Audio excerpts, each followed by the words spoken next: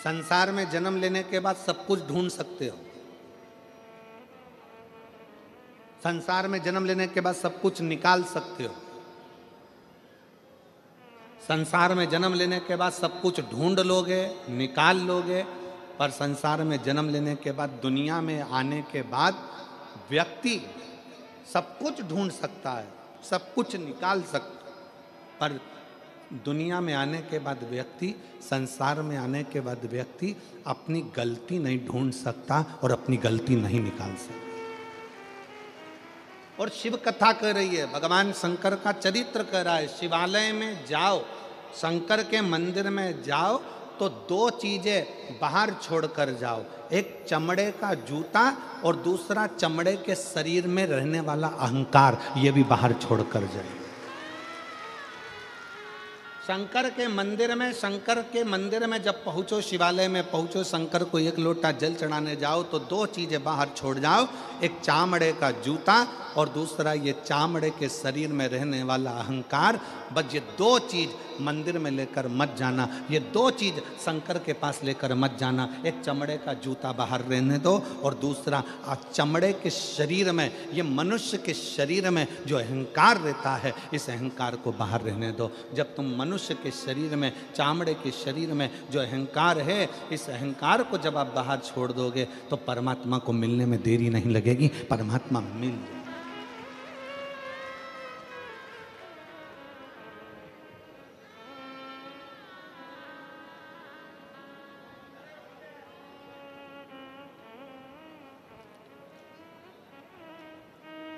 किसी ने कहा, गुरुजी आपने एक बार कथा में कहा कि भगवान चामड़े का जूता बाहर करो, चामड़े का शरीर में रहने वाला अहंकार बाहर करो। भगवान तो उस गजासुर के चमड़ी पर भगवान धारण कर लेते हैं, गजासुर की चमड़ी को मृगछाला पहन लेते हैं, वो भी तो चामड़ा ही है। हमारा निवेदन है, एक बार शिव महापुराण की कथा को जरा ध्यान से पढ़िएगा, ध्यान से सुनिएगा। शिव महापुराण की कथा में वर्णन आता है, ये गजासुर, ये मृगछाला भगवान जो अपने शरीर पर धारण करे हैं, ये कोई साधारण नहीं है। उस मृगछाला को धारण करने वाले उस जीव से पूछो कि उसने भगवान की कितनी भक्ति करी होगी। तब भगवान से प्रार्थना करा कि मेरी चमड़ी भी आपके शरीर के उस किसी काम में आ जाए, आपके चरण रख जाए, आपके चरण की रज रख जाए, बस इतनी कृपा कर दो कि इसको अपने साथ में।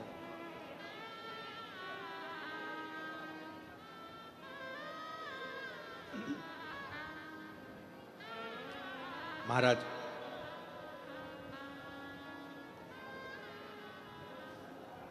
हम तो कहेंगे कि हर पल हर घड़ी शिव को, हर पल हर घड़ी भगवान शंकर को, हर पल हर घड़ी भगवान देवादिदेव महादेव को अपने दिल की बात कहते हैं,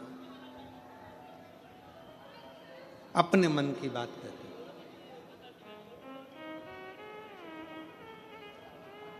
अपने हृदय की बात देवादिदेव महादेव को सुनाते हैं। उसके मंदिर में जाओ, सेवा में लीन हो।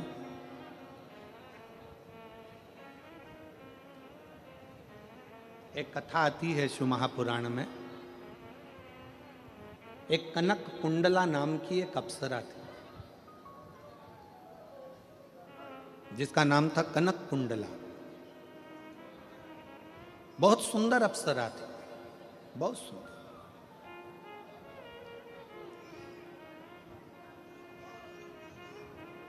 वो कनक कुंडला इंद्र की सभा में भी नाचती, देवताओं की सभा में जाकर नृत्य करती, सुंदर भी बड़ी थी। उसके शरीर का, उसका चेहरे का आकर्षण खींच लेता था।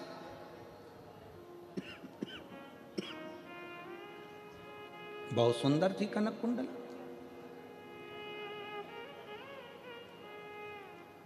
कनक कुंडला के मन में एक भाव था, मैं इंद्र की सभा में नाची हूँ, मैं देवताओं की सभा में नाची हूँ, मैं सारे देवों की सभा में नाची हूँ, मैं सारे देवों को आसक्त कर लेती हूँ अपने नृत्य से, अपने गान से, अपनी विद्या से। केवल एक की सभा में नहीं नाची और एक की सभा में नहीं पहुंची, देवताओं की सभा में तो पहुंची, पर देवों का भी जो देव है वो महादेव की सभा में आज तक में जाकर नाची नहीं।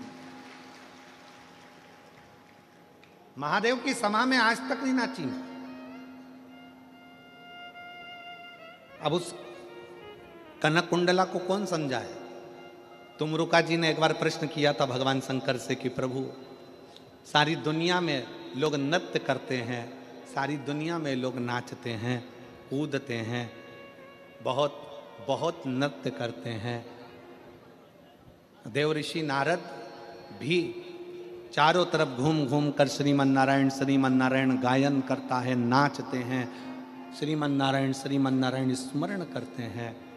पर हे देवाधिदेव महादेव, आपकी सभा में, आपकी साक्षी में, आपके सामने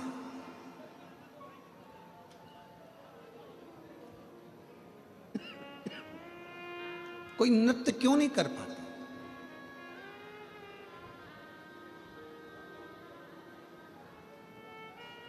आपके सम्मुख में देवाधिदेव महादेव की साक्षी में कोई नृत्य क्यों नहीं कर पाता?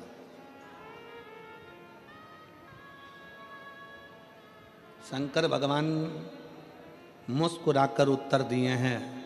शंकर भगवान कहते हैं, तुमरुका जी, मुझे लोग नटराज कहते हैं। मेरी नट लीला देखने के लिए तो ब्रह्माणी ब्रह्मा जी की धर्म पत्नी भी मृत्यु लोक में आकर लीला का दर्शन करती है।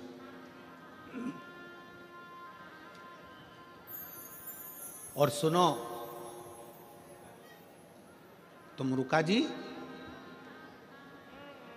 मेरे सम्मुख में नाचने के लिए कोई अप्सरा की जरूरत नहीं होती।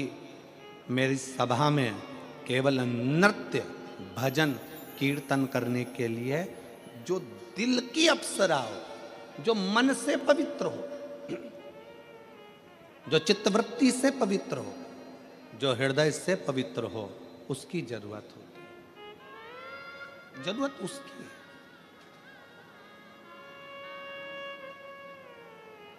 और मैं धन्यवाद दूंगा सूरत नगर की इन सारी शुभ भक्तों को कि आप शंकर जी के भजन में इतने तल्लीन होकर नाचते हो। समझ लेना कि आप दिल से बाबा के पवित्र भाव रखते हो। कौन देख रहा है यहाँ आपको? घर पर नाचोगे तो कोई ना कोई देख लेगा, शादी में नाचोगे तो कोई ना कोई देख लेगा, किटी पार्टी में नाचोगे तो कोई ना कोई देख लेगा, शादी के फंक्शन में, जन्मदिन में नाचोगे तो कोई ना कोई देख लेगा। यहाँ कौन तुमको देख रहा है? कौन किसको देख रहा है? यहाँ तो सब अपनी मस्ती में नाच रहे। क्यों? क्योंकि वो किसी को दिखाकर किसी को प्रसन्न नहीं कर रहे हैं, वो अपने हृदय से, उमंग से नाचकर देवाधिदेव महादेव को प्रसन्न कर रहे हैं, भगवान शंकर को प्रसन्न कर। कनक कुंडला के मन में यह भाव प्रसन्न हो गया। कनक कुंडला के मन में यह भाव आ गया कि मैं देवताओं के सामने नाची हूं, मैं इंद्र के सामने नाची हूं, मैं इनके सामने नाची हूं, मैं उनके सामने नाची हूं, पर आज तक मैं देवों के भी देव महादेव के सामने नहीं नाच पाया। और कई बार मैं गई, ऐसा नहीं है कि कनक कुंडला नहीं गई है शंकर जी के सामने नृत्य करने के लिए। कनक कुंडला कई बार गई, पर कनक कुंडला जब नृत्य करने के लिए सामने जाती थी तो देवाधिदेव महादेव समाधि में लीन रहते, समाधि में।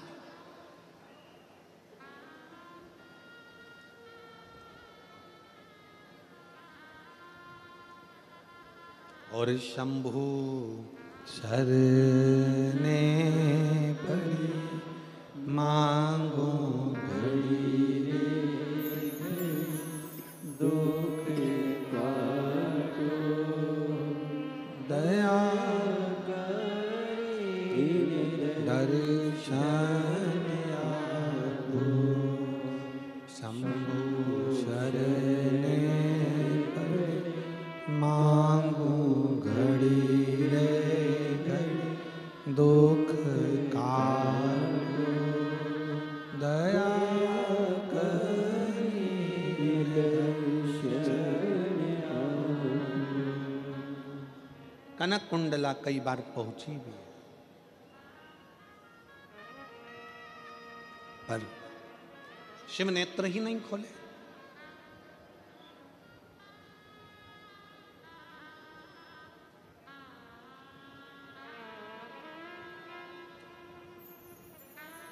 आप में से कितने लोग हैं जिन्होंने कभी जिंदगी में एक आध बार शंकर जी के मंदिर में दिया लगाया हो? कभी तो लगाया होगा। लगाया सबने?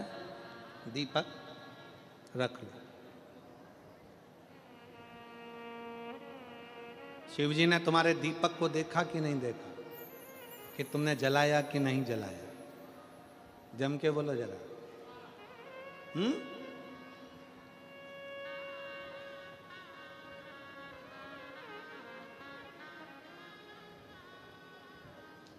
तुमने दिया लगाया, दीपक जलाया, शंकर जी ने देखा कि नहीं देखा?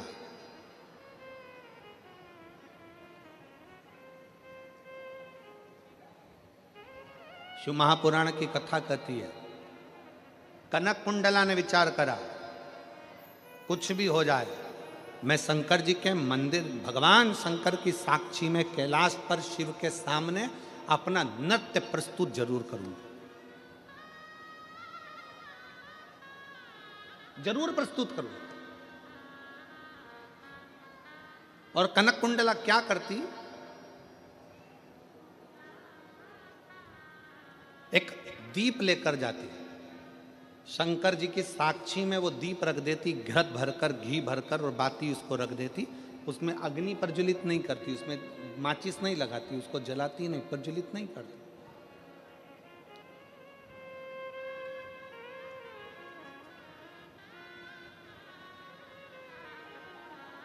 और कनक कुंडला अपने नृत्य को प्रस्तुत करने लगती। आज कनक कुंडला ने भगवान शंकर से प्रार्थना करी कि मैं आपको नृत्य दिखाने के लिए नहीं आई हूं, मैं तो केवल आपका दर्शन करने के लिए आई हूं। भोले बाबा, मेरे शरीर को दिखाने के लिए, मेरे स्वरूप को दिखाने के लिए नहीं आई हूं, आपके चरण की रज पाने के लिए आई हूं। मेरे भोले बाबा, अगर आज मेरा नृत्य करते करते ये दीप अपने आप जल जाए तो मैं समझूं कि मेरे शंकर ने भले मुझे नहीं देखा, पर दीप के माध्यम से मुझे बता दिया कि मैं तेरे नृत्य को स्वीकार करता। एक दिन निकल गया, 2 दिन निकल गया, 3 दिन निकल गया, 4 दिन निकल गया, 5 दिन निकल गया, 5 महीने निकल गए, 5 वर्ष निकल गए, 50 वर्ष निकल गए, 100 वर्ष निकल गए, 5000 वर्ष निकल गए, और कनक कुंडला अपने नृत्य को करती रही, करती रही, करती। दीप लगा, दीप रखा।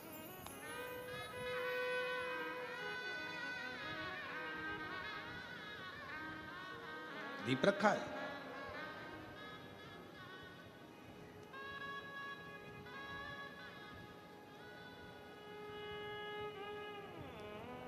तभी एक रत्नभद्र नाम का एक यक्ष आया, और रत्नभद्र नाम का यक्ष आया, पृथ्वी पर भ्रमण करता करता करता करता रत्नभद्र नाम का यक्ष कैलाश के नजदीक में शिव की आराधना करने के लिए, तुरंत शंकर की आराधना करने के लिए बैठ गया। शिव की आराधना करने रत्नभद्र बैठा, और यक्ष ने करा क्या? जैसे ही शंकर जी की आराधना करने के लिए बैठा, थोड़ी सी रज उठाकर, माटी उठाकर, थोड़ी सी धूल उठाकर, थोड़ा सा जल उठाकर उसने एक शिवलिंग का, पार्थिव शिवलिंग का निर्माण किया, और पार्थिव शिवलिंग का निर्माण कर कर उस पार्थिव शिवलिंग की पूजन करना प्रारंभ करी। जैसे ही पूजन करना प्रारंभ करी, हवा का एक झोंका लगा, और झोंका लगते ही उसमें से कुछ पूजन का साहित्य कनक कुंडला के शरीर पर जाकर लग गया। इतनी देर में तो दीप प्रज्वलित हो गया, इतनी देर में दीप प्रज्वलित हो गए। कनक कुंडला ने जैसे ही दीप को देखा, दीप जल चुका था।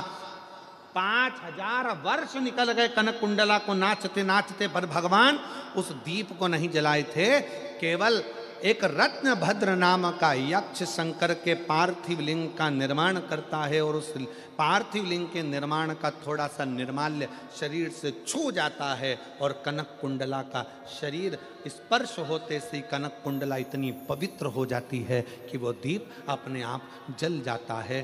तब भगवान शंकर उसी स्थान पर रत्नभद्र और कनक कुंडला से कहते हैं कि तुम दोनों मंगल विवाह कर लो, क्योंकि कनक कुंडला रत्नभद्र यक्ष के पूजन के साहित्य का मात्र स्पर्श हुआ,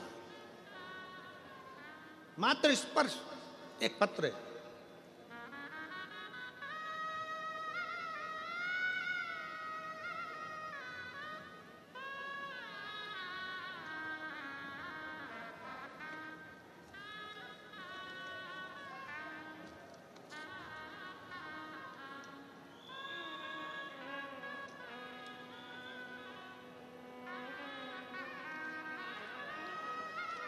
मैं माधुरी अविनाश सोनवड़े, मेरे पति अविनाश अशोक सोनवड़े, मैं बड़ोड़िया। आप लोग जरा पढ़ लो, इसके बाद हमको सुना दो कहाँ की हैं, ठीक है। मैं बड़ोड़िया बाजवा है कि बावा है, बाजवा की रहने वाली हूँ। मेरा मोबाइल नंबर ये है। मैं कथा का क्या वर्णन करूं बाबा। मेरी शादी को 10 साल होने के बाद भी हमें कोई संतान का प्राप्ति नहीं थी। हमने तरह तरह की दवाइयाँ भी खाई, फिर भी हमें कोई फर्क नहीं पड़ा। फिर हमने आपकी कथा के बारे में, मेरी माँ ने मुझे आपकी कथा के बारे में बताया। मैंने आपकी कथा टीवी पर सुनी, आपने सफ़ेद आंकड़े की जड़ के बारे में बताया। फिर 2022 में बड़ोदरा में आपकी कथा हुई। 7 दिन कथा में रहना, पंडाल में बैठना और उस पंडाल की मिट्टी को अपने मस्तक पर चढ़ाकर अपने गर्भ से लगा लो। अब इस मिट्टी में क्या होगा? क्या पहले ये कथा पंडाल की मिट्टी नहीं थी क्या? मिट्टी थी, पर इतने शुभ भक्त जब एक साथ बैठकर श्री शिवाय नमस्तुभ्यम का जाप करते हैं, इतने सारे शुभ भक्त बैठकर जब शंकर की कथा सुनते हैं, इतने सारे शुभ भक्त बैठकर जब पंचाक्षर मंत्र नमः शिवाय कहते हैं, इतने सारे लाखों शुभ भक्त बैठकर जब ओम नमः शिवाय कहते हैं, तो वहाँ की मिट्टी नहीं रहती। वहाँ की मिट्टी भी कहीं ना कहीं एक अंश परमात्मा का धारण कर लेती है और वो फल देती है। कनक कुंडला को रत्नभद्र यक्ष का चढ़ाया गया निर्माल्य छूता है और वो श्रेष्ठ हो जाता है। तो कहा, बड़ोदरा की कथा 2022 में सुनी, पंडाल में रहती, पंडाल में सोती और पंडाल की मिट्टी को अपने शरीर पर लगा लेती। मैं बाबा को धन्यवाद देने के लिए आई हूँ।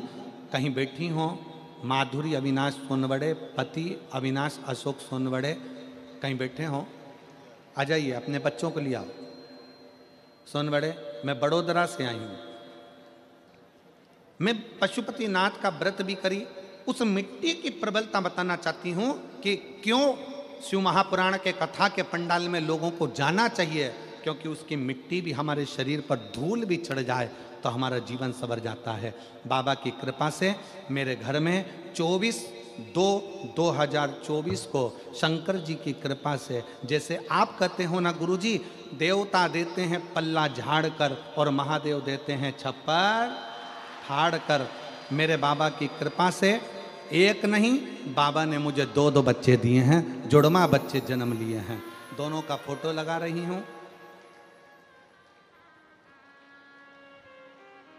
दोनों का फोटो लगा। नीचे एक लाइन अच्छी लिखी है, आप और हम गुनगुना लेते। बखान क्या करूं मैं राखों के ढेर का, चपटी भभूत में खजाना कुबेर का। हे गंगाधार मुक्ति द्वार खोल का,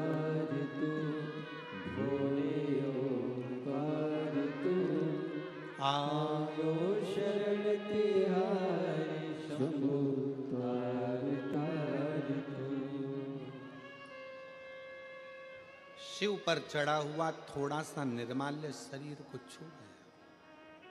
शरीर कितना लोग सोशल मीडिया पर बहुत सारे लोग दिन भर लगे रहते हैं शंकर जी की निंदा करने में, शिव पुराण की निंदा करने में, शंकर जी पे चढ़ा हुआ जल मत पियो, शंकर जी का बेलपत्र मत खाओ, शंकर जी का ऐसा मत करो, शंकर जी का वैसा ना करो। दिन भर लोग अपनी अपनी राय देने में लगे रहते हैं। राय चंद ढेर सारे बैठे हैं, दिन भर यही काम है, दिन भर। उनको कौन समझाए कि शिव महापुराण की कथा को जरा दिल से पढ़िएगा। रत्न भद्र यक्ष शंकर के शिवलिंग का, पार्थिव शिवलिंग का पूजन करते हैं और पार्थिव शिवलिंग का थोड़ा सा निर्माल्य पत्ती फूल उड़कर जाकर कनक कुंडला को लग जाता है और वो कनक कुंडला का दीप प्रज्वलन हो जाता है। मतलब कनक कुंडला भी शंकर की अविरल भक्त हो जाती है और पवित्र होकर शिव की आराधना में लग जाती है। कौन समझा?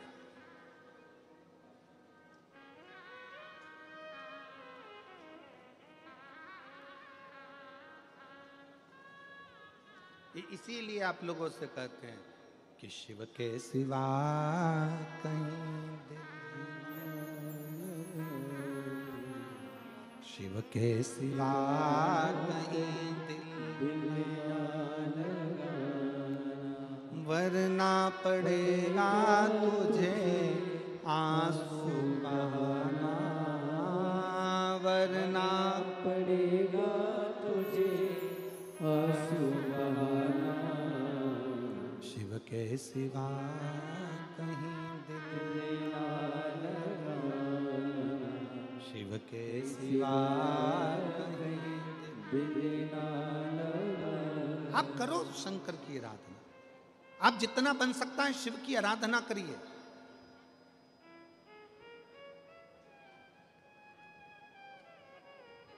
और फिर निवेदन है इस व्यासपीठ के माध्यम से, भीड़ बढ़ाने के लिए कथा में बिल्कुल मत जाओ, भीड़ बढ़ाने के लिए कथा में बिल्कुल मत जाओ, भाव बढ़ाने के लिए कथा में जरूर जाओ।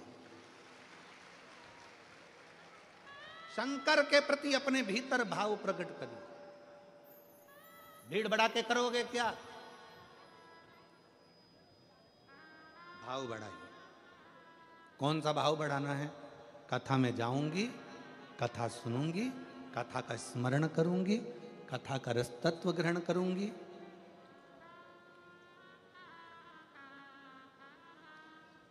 कथा सुनने के लिए बैठूंगी तो मेरा दिल मेरे बाबा से जुड़ेगा और जो मांगूंगी मेरा बाबा वो मुझे दे देगा। जो कुछ एक पत्नी को जब अपने पति से कुछ अच्छा चाहिए होता है तो वो एकदम नहीं बोलती है, दिन की तलाश करती है, जिस दिन इनका मूड अच्छा होगा उस दिन मांगूंगी।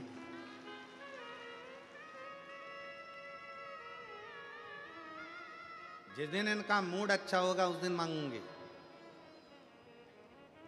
शिव जी के पास जाते रहो, शंकर जी से अपने मन के भाव कहते रहो, रोज एक लोटा जल चढ़ाते रहो।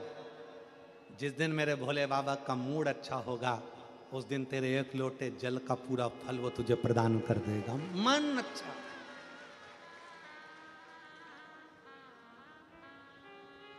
कल हम कह रहे थे आशीष को कि आशीष, ये सूरत की कथा तो 22 तारीख को पूर्ण हो जाएगी और साकरी की कथा 24 तारीख से प्रारंभ हो जाएगी 30 तारीख तक। पर ना जाने साकरी वालों ने कौन सा ऐसा पुण्य करा है आशीष कि माघ महीने की शिवरात्रि भी और माघ महीने की प्रदोष भी, और माघ महीने का प्रदोष के दिन सोमवार भी 27 तारीख को पड़ रहा है, प्रदोष भी 27 तारीख को पड़ रही है और महीने की शिवरात्रि भी 27 तारीख को पड़ रही है। तीनों का समागम।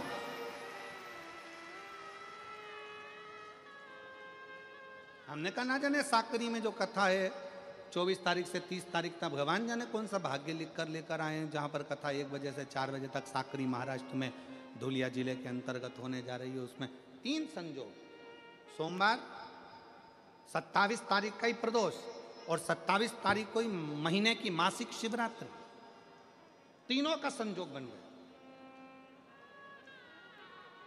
हमने आशीष से कहा दुनिया के लोग कुंभ में त्रिवेणी के घाट पर जा रहे हैं, पर मेरे भोले बाबा ने यहां त्रिवेणी इकट्ठी कर रख दी है। मेरे शिव, ये संजोग है।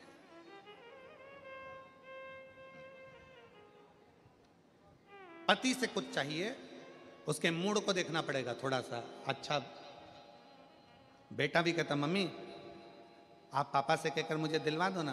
अभी नहीं बोलूंगी, जरा मेरे को उनका मूड देख लेने दे, थोड़ा मूड अच्छा होगा तो मैं बोल दूंगी और वो तुझे दे देंगे, तो चिंता मत कर। मम्मी प्लीज मुझे मोबाइल दिलाओ ना। मैंने बोला ना तेरे को, पहले पापा का मूड देखने दे। बस तेरे मंदिर में आना मेरा काम है और मेरी बिगड़ी बनाना तेरा काम है। जाते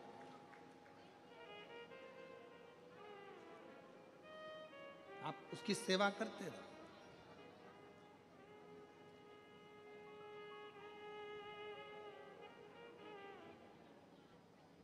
तुम काशी जी में रहियो और शिव नाम को भजियो। तुम काशी जी में रहियो और शिव नाम को भजियो। एवा विश्वनाथनु नाम हमने प्राण प्यारो छे। एवा विश्वनाथनु नाम हमने प्राण प्यारो छे। एवा काशी जीरो नाम हमने प्राण प्यारो छे। प्राण प्यारो छे ने हमने अतिशय वारो छे। प्राण प्यारो छे ने हमने अतिशय वारो छे। एवा श्री विश्वनाथनु नाम हमने प्राण प्यारो छे। एवा श्री विश्वनाथनु नाम हमने प्राण प्यारो छे। तुम काशी जी में रहिए नित गंगा जी ने भजिए। तुम काशी जी में रहिए नित गंगा जी ने भजिए। एवा श्री गंगा जी नो जल हमने प्राण प्यारो छे। एवा श्री गंगा जी नो जल हमने प्राण प्यारो छे। एवा श्री विश्वनाथनो नाम हमने प्राण प्यारो छे। आपके जीवन में शिव तत्व हो, शिव तत्व।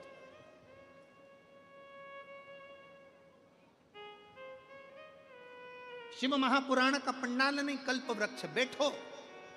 हमने कल भी कथा में कहा था 1 बजे से 4 बजे तक कथा रहती है। आधा घंटा आशीष भैया ले लेते हैं, 2.5 घंटा बजता है। 2.5 घंटा इतने दिल से कथा सुनो और जब आरती हो तब अपना स्थान छोड़ो।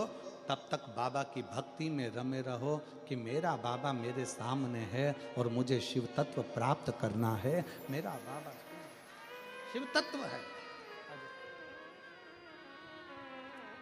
शिव तत्व। आरती हो तब अपना स्थान छोड़कर वहां भूमि को नमन कर कर मस्तक पर चढ़ाकर फिर बाबा के धाम।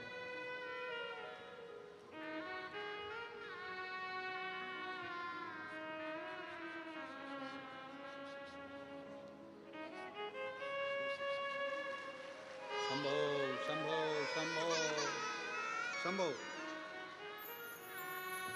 शिव शिव शिव शिव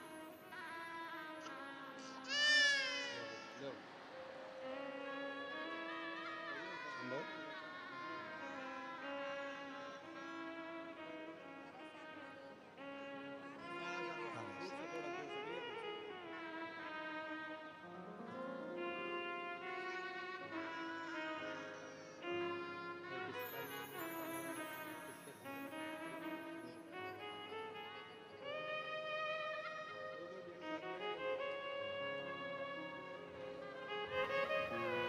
12 वर्ष के बाद हुई हैं बच्चे 2। एक बार जोरदार ताली बजाकर स्वागत।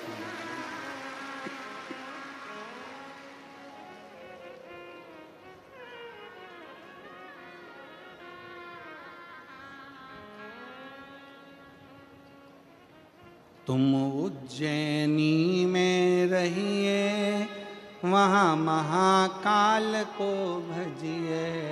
तुम उज्जैनी में रहियो, वहाँ महाकाल को भजियो। हे विछरी छिपरा जीरोना, हमने प्राण त्यागो जी। हे वशिरी छिपरा जीरोना, हमने प्राण त्यागो जी। हे वशिरी काशी जीरो धाम, हमने प्राण त्यागो जी। हे वशिरी काशी जीरो धाम, हमने प्राण त्यागो जी। अब जहाँ रहें जिस भाव में, शिव तत्व को भजते, शिव तत्व को। हमने कथा में कहा आपको कि एक छाता, 2 पानी की बोतल, एक बिछाने का, एक ओढ़ने का लेकर चला करो, क्योंकि यजमान परिवार भी कितनी व्यवस्था करेगा। इन तीनों पंडालों को 1 2 3 को अगर एक लाइन में खड़ा कर दिया जाए तो 1 किलोमीटर का तो ये पंडाली पंडाल है। और उसके बाद जितने लोग बाहर टेंट लगा हुआ है, उस टेंट के लोगों को अगर बिठा दिया जाए तो आधा किलोमीटर का वो, और बाकी के जो अलग से बैठे हैं इनको जोड़ दिया जाए तो लगभग 3.5 किलोमीटर लंबे में बिठा दो। एक जैसे शिव भक्त इस कथा को श्रवण कर रहा है। 3.5 किलोमीटर लंबा तक अगर एक लाइन में बिठाया जाए, एक ही डूम की लाइन में सारे डूम लगा दिया जाए, पंडाल लगा दिया जाए, एक लाइन लगा दी जाए तो 3.5 किलोमीटर लंबे क्षेत्र में शिव भक्त इस कथा को सुन रहा है।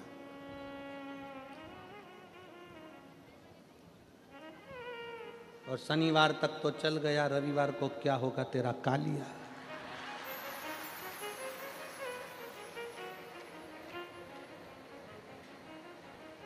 और रविवार तक का भी ठीक है, पर जो कथा की शिवरात्रि पड़ेगी 6ठे दिन और 7वें दिन का जो विराम है, लोग झोली पसार पसार कर आते हैं, उससे प्रार्थना करते हैं, दिल से करते हैं, दिल से।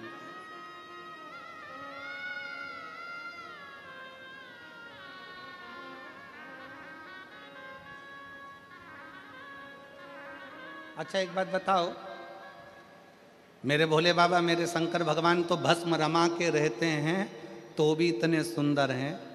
अगर मान लो एक आध बार भस्म हटा के सूरत में आ गए तो जितने भी हो ना तुम सब चक्कर खा जाओ। वो तो भस्म रमाता है तो इतना सुंदर है।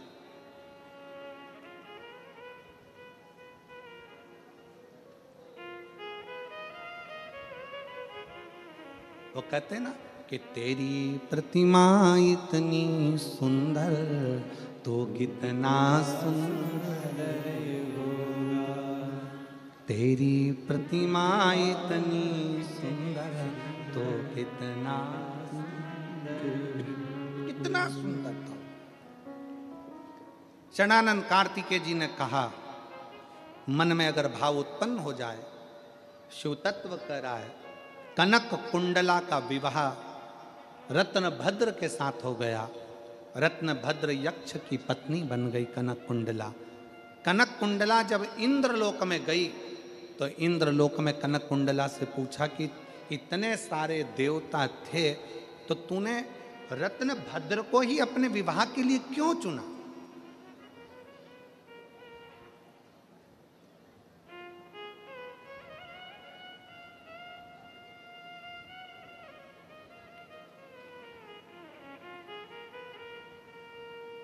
ऐसा क्या दिखा तुझे रत्नभद्र में, उस यक्ष में, जो तूने रत्नभद्र को विवाह के लिए चुन लिया? कनक कुंडला ने कहा कि मैं नृत्य कर रही थी, 5000 वर्ष निकल गए थे पर वो दीप जल नहीं रहा। रत्नभद्र ने पार्थिव शिवलिंग का पूजन करा, उसकी जो निर्माल्य था वो उड़कर आया और शरीर को लगा, शरीर को लगा।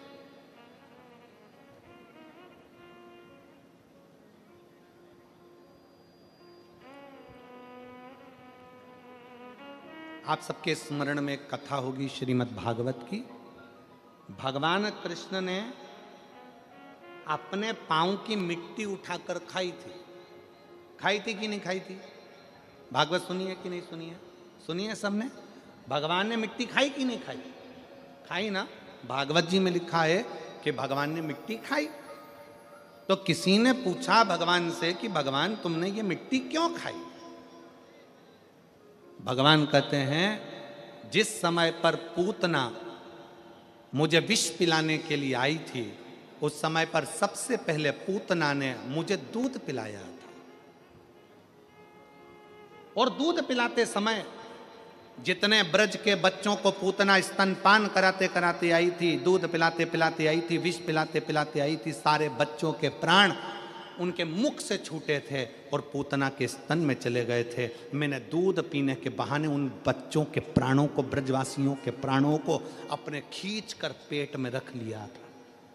भगवान कहते हैं ये सारे ब्रजवासियों का उद्धार तो मेरे चरण की रज से हो जाएगा। मैं धेनु चराने के लिए, गाय चराने के लिए जाऊंगा। गाय चराने के लिए जब जाऊंगा तो गाय आगे आगे चलेगी, मैं पीछे पीछे चलूंगा।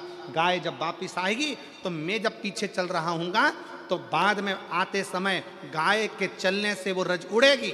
उड़ेगी तो वृक्षों पर गिरेगी, पक्षियों पर गिरेगी, पशुओं पर गिरेगी, ब्रजवासियों पर गिरेगी, तो उनको, उनका उद्धार मेरे चरण की रज से अपने आप हो जाएगा। पर जो अंदर बैठे हैं उनका उद्धार कैसे होगा? तो मिट्टी उठाकर खुद खा गए। अपने चरण की रज को भगवान स्वयं पाले थे, अपने ब्रजवासियों के उत्थान के लिए, उनके उद्धार के लिए।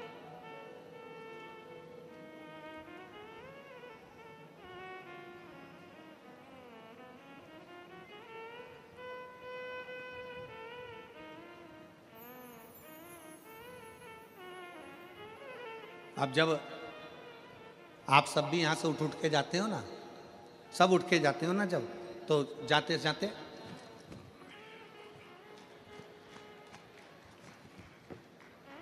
खूब झटकाया। पास में बैठी थी, जाते जाते पूरे माहौल, जितने ग्राउंड में इतनी धूल उड़ा दी, इतनी रज उड़ा दी, इतनी रज उड़ा दी। जो सोचकर भी नहीं आया था कि मेरा उद्धार हो जाएगा, उसके भी मस्तक पर भगवान शंकर की चरणारविंद की रज चढ़ गई और उसका भी कल्याण हो गया, उसका भी उद्धार।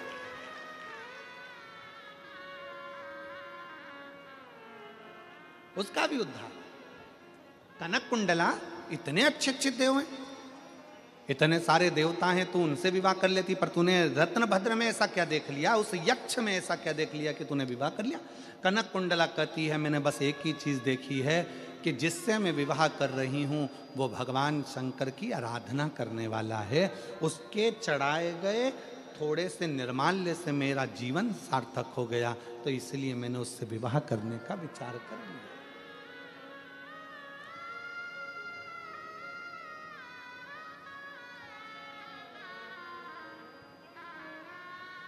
मेरा बेटियों से निवेदन है, आप विवाह करो, मना नहीं है, पर विवाह करते समय इतना जरूर देखना कि जिसके साथ विवाह कर रहे हो वो हमारे सनातन धर्म को मानता है कि नहीं मानता। वो हमारे भगवान का अपमान तो नहीं कर रहा, वो हमारे देवताओं का अपमान तो नहीं कर रहा, वो हमें भगवान से दूर तो नहीं कर रहा।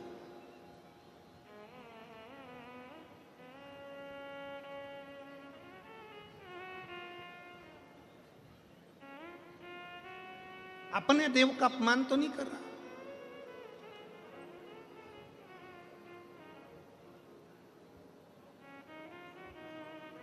शिव तत्व कह रहा है। कनक कुंडला ने रत्नभद्र से विवाह कर लिया, शादी हो गई, निकल गए कई साल, पर बच्चे का जन्म नहीं हुआ। कनक कुंडला के घर में बच्चा नहीं हुआ, संतान नहीं हुआ। कई बार व्यक्ति प्रयास करता है, एक बार पशुपति व्रत करा, 2 बार पशुपति व्रत करा, 3 बार पशुपति व्रत करा, 1 बार सफेद आंकड़े की जड़ बांधी, तुमरुका जी का नाम लेकर 2 बार बांधी, 3 बार बांधी, 4 बार बांधी, नहीं हुआ, तो व्यक्ति सोचता है भगवान मेरा सुन ही नहीं रहा। एक पत्र है, देखिए।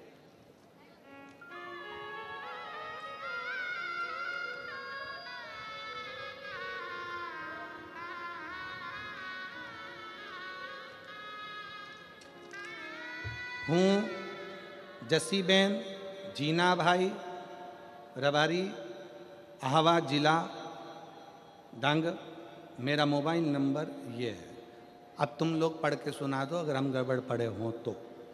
हूँ, जम के बोलो, जसीबेन, जीना भाई, रबारी, आहवा जिला डांग, मेरा मोबाइल नंबर ये है। कहीं बैठी हो जैसी बहन, कहीं बैठी हो तो हाथ हिला सकती हो। ये जिला डांग कहाँ आता है? सूरत के पास ही है क्या? अच्छा अच्छा।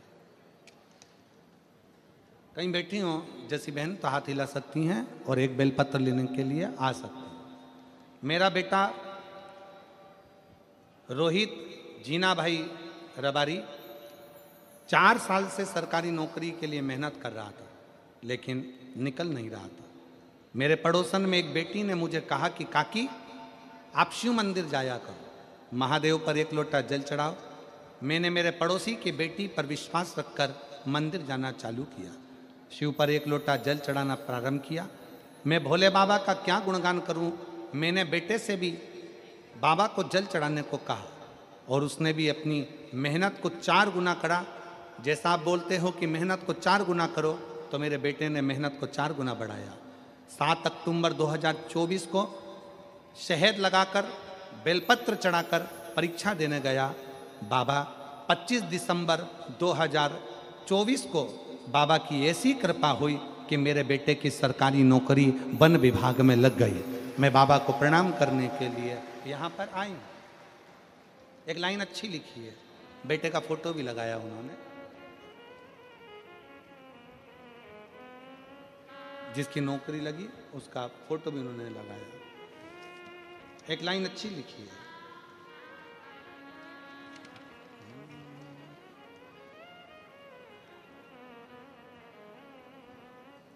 उस लाइन को पहले आप गुनगुनाओ फिर हम गुनगुनाएंगे।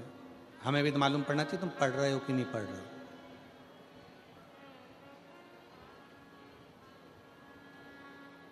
रिश्ता तेरा मेरा सबसे प्यारा, रिश्ता तेरा मेरा सबसे प्यारा। तू मेरा बाबा, मैं हूँ तेरा लाला, मैं हूँ तेरा लाला। तू मेरा बाबा, मैं हूँ तेरा लाला, मैं हूँ तेरा लाला। शिव तत्व का विश्वास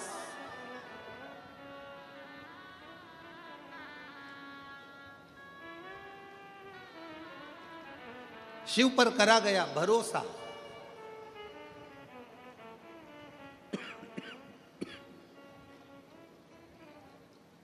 शंकर की करी गई भक्ति खाली नहीं जाए।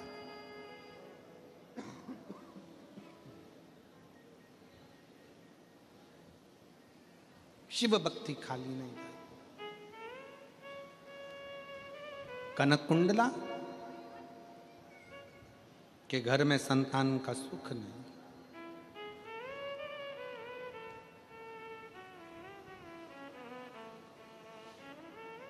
रत्नभद्र यक्ष ने विचार करा, मैं करूं तो करूं क्या, मेरे घर में औलाद नहीं। और आप सबसे कहेंगे सारी दुनिया की ठोकर खाया, उसके बाद आखिरी में शंकर के पास पहुंच जाओ, फिर कहीं मत जाना, आखिरी में शिव के पास चलो। वैसे भी शंकर के पास लोग जाते ही आखिरी में, शमशान कब जाते हैं? आखिरी में।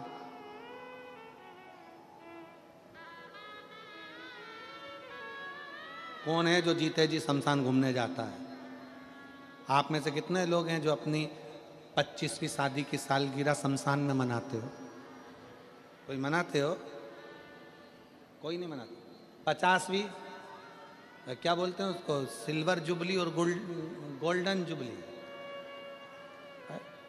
कौन है जो शमशान में मनाता है? कोई नहीं, कोई शमशान में नहीं मनाता। पर तुम चाहे सिल्वर मनाओ चाहे गोल्डन मनाओ, आखिरी में तो जाना उसी के दरवाजे पर है। तुम नहीं भी जाओगे तो लोग बांध कर लेकर जाएंगे और छोड़ कर आ जाएंगे। मनाओ, तुम्हारी मर्जी हो जितना मनाओ, और बड़े एंजॉय के साथ। शिव महापुराण की कथा कहती है, कभी कभी विचार करा करो कि एकांत में बैठकर भगवान शंकर की विरल भक्ति को धारण करो। उसके दरवाजे की चाकरी, उसके दरवाजे की चौखट की झाड़ू पोछा लगाते रहो, उसके मंदिर में जाते रहो।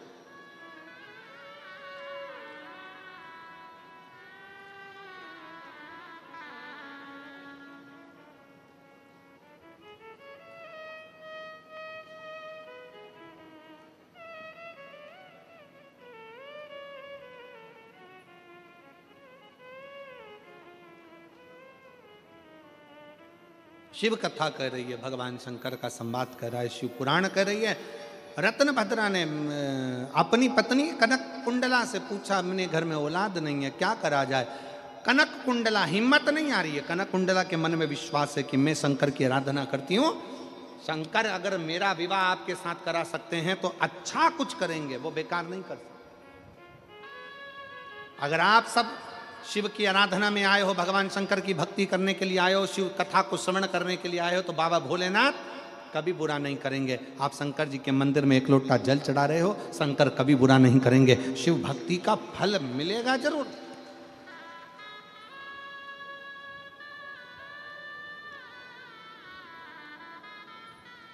लोग कहते हैं, एक आरती में एक प्रसंग आता है, तन मन धन सब कुछ तेरा। जम के बोलो जरा, वापिस बोलो, तन मन धन सब कुछ तेरा, स्वामी सब कुछ है तेरा। शिव महापुराण की कथा कहती है, तन भी तुम रखो, धन भी तुम रखो, शंकर को तो केवल तुम्हारा दिल दे दो, मन दे दो, शंकर उतन में रीझ जाएगा। रखो अपने पास केवल अपना मन।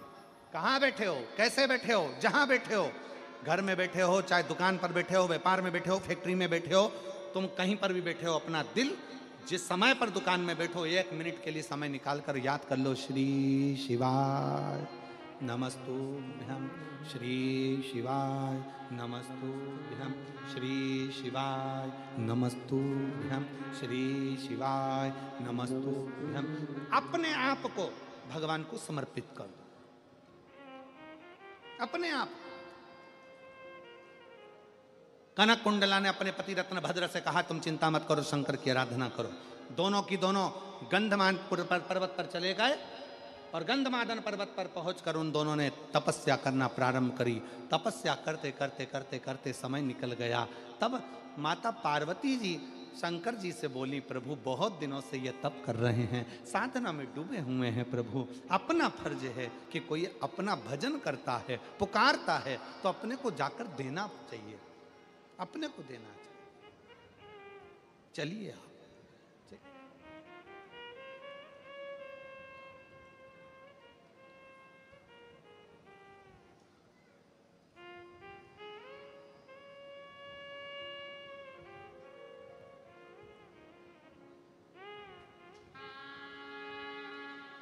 आप वो पुकार रहा है,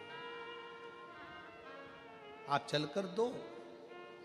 जब आप रावण को सोने की लंका दे सकते हो, भस्मासुर को कंकण दे सकते हो,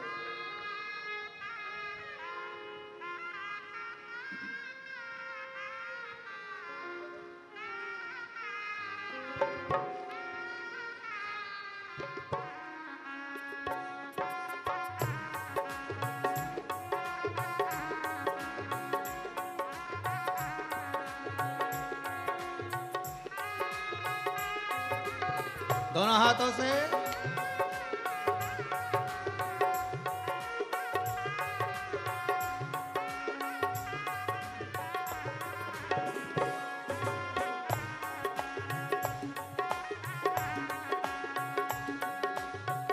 विपदा हमारी हर लो त्रिपुरारी भोले बाबा।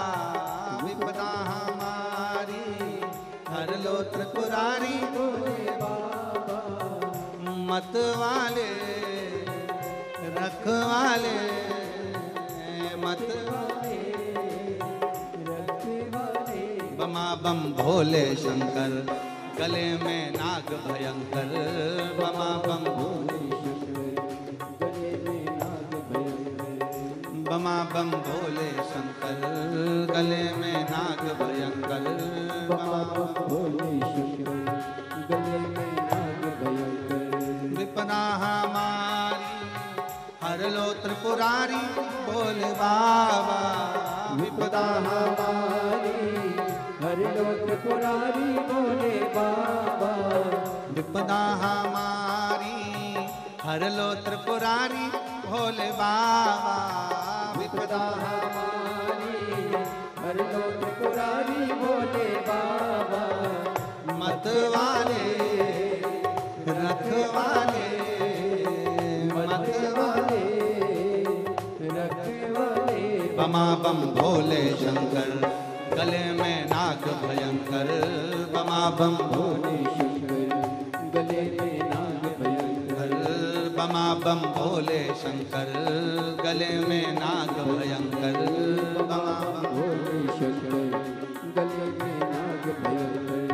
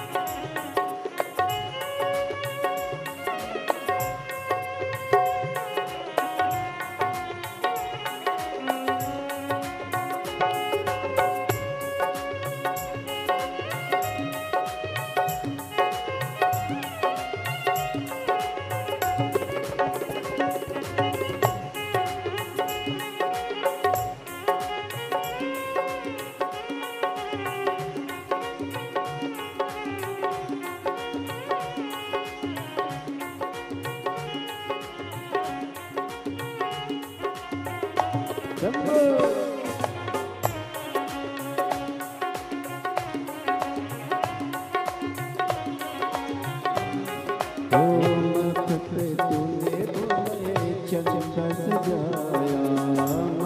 पे भोले तूने चंदा सजाया, कानों में भोले तूने कुंडल सजाया, कानों में भोले तूने कुंडल सजाया। शीश गंगा की धार लिए भोले बाबा, शीश गंगा की धार लिए भोले बाबा। मत्ते वाले रखे वाले, मत्ते वाले रखे वाले, बमा बम भोले शंकर गले में नाग भयंकर, बमा बम भोले शंकर गले में नाग भयंकर, बमा बम भोले शंकर गले में नाग भयंकर।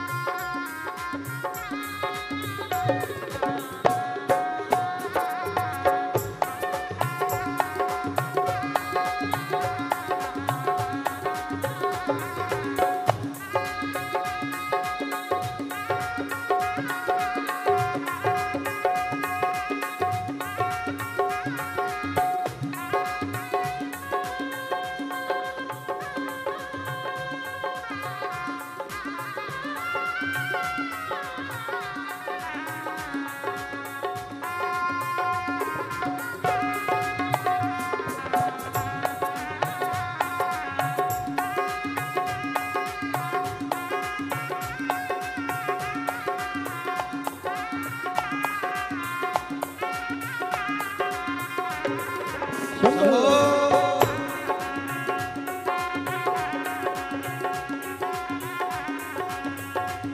को मामा तूने लंका दिया।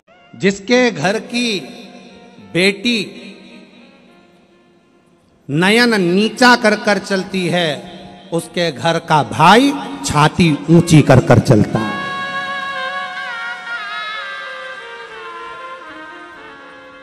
जिसके घर की स्त्री बेटी अपने नयनों को काबू कर कर नयनों को झुका कर चलती है, उसके घर का पुरुष अपनी छाती तान कर चलता है, सिर उठा कर चलता है।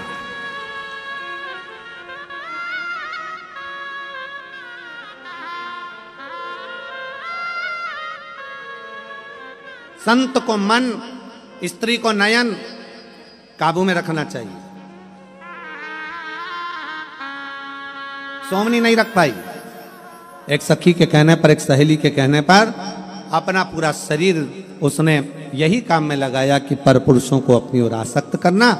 कई स्त्रियां रोती थी, कई माताएं रोती थी, कई नारियां रोती थी, हमारा पति हमारे अनुकूल नहीं।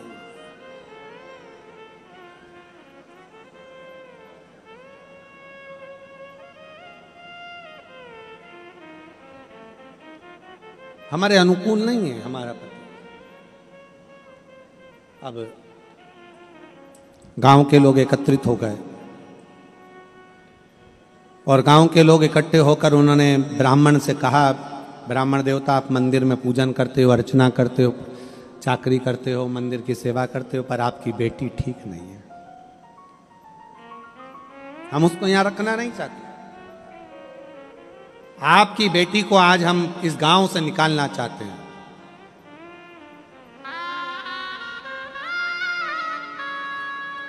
ब्राह्मण की बेटी का हाथ पकड़ा गांव की स्त्रियों ने और सोमनी का हाथ पकड़कर उसको गांव के बाहर जंगल में छोड़ दिया गया कि गांव के जितने भी युवान भाई हैं उनको ये अपने काबू में कर कर उनको कंगाल करती जा रही है, घरों को बर्बाद करती चली जा रही है।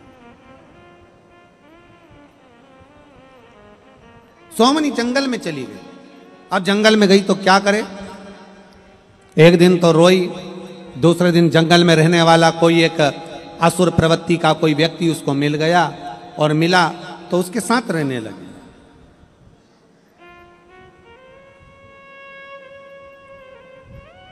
उस असुर प्रवृत्ति का व्यक्ति ने सोचा सुंदर है, इसको मैं अपनी अर्धांगिनी बना लेता हूं। बना लिया अर्धांगिनी, शादी कर ली, साथ में रहने लगे। वो भी मांसाहार करता, ये भी मांसाहार करती। वो भी मदिरापान करता, ये भी मदिरापान करती। वो भी पशु पक्षियों को मारता, ये भी पशु पक्षियों को मारती। दोनों एक जैसे हो, संगत का असर था।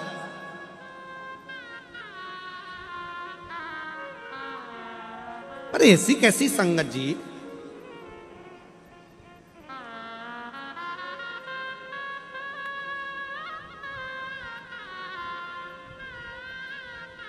लोग कहते हैं कि संगत का असर जल्दी होता है, तो हमें एक बात समझ में नहीं आती कि लोग कहते हैं संगत का असर होता है, पर दुनिया के लोग, कई लोग कुत्ता पालते हैं, कुत्ता वफादार होता है, कम से कम कुत्ते जैसी वफादारी तुम लेकर आ जाओ। अगर संगत का असर होता है, संगत का असर है, तो कुत्ता भी तो वफादार होता है, फिर मनुष्य इतना वफादार क्यों नहीं हो पाता? आज का मनुष्य, आज का मानव सूरजमुखी के फूल जैसा है। सूरजमुखी का फूल देखा आप लोगों ने? किस किसने देखा, जरा हाथ उठाओ। सूरजमुखी का फूल कैसा होता है? इतना बड़ा पीला। और वो सूरजमुखी का फूल का एक काम होता है कि जहां सूरज जाता है, सूरजमुखी का फूल वहीं पर मुंह करता चले जाता है। आज का मनुष्य सूरजमुखी के फूल जैसा है। जैसे सूरज का प्रकाश, सूरज की किरणें जहां जाएगी, सूरजमुखी का फूल वहीं मुंह कर लेता है। उसी तरह आज का मनुष्य जहां फायदा होता है वहीं मुंह कर लेता है।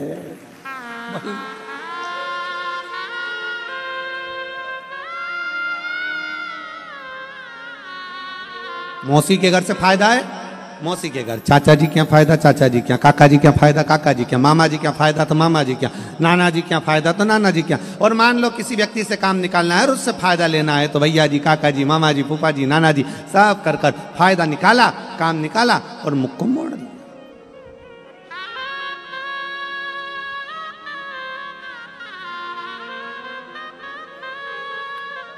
सूरजमुखी का फूल और मनुष्य एक जैसा हो गया, जहां से फायदा निकालना है भाई मुख करता है।